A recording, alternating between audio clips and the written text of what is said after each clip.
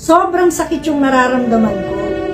So, anong gagawin ko kundi magpa-doktor at uminom ng mga synthetic medicine? Kaya lang, napapaisip ako, ito na ba talaga yung maintenance na gamot na aking iinumin habang buhay?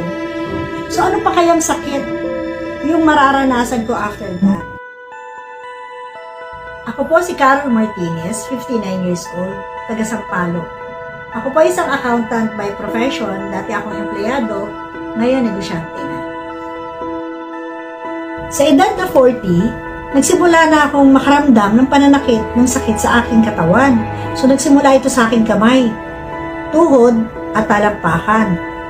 Ang una nangyari yung kamay ko, halos hindi ko na yan ma-close open, naninigas. Tapos nagkaroon pa ako ng tinatawag na trigger finger.